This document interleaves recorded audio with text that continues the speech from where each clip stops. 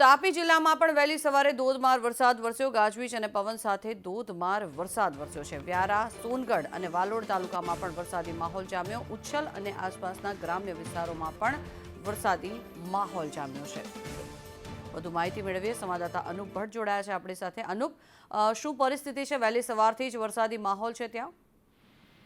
જે રીતે જોવા જઈએ તો છેલ્લા 2 થી 3 દિવસથી રોજ વહેલી સવારે જે વરસાદ થતો હોય છે અને કમોસમી વરસાદ ખેડૂતોને રડાવી રહ્યો છે।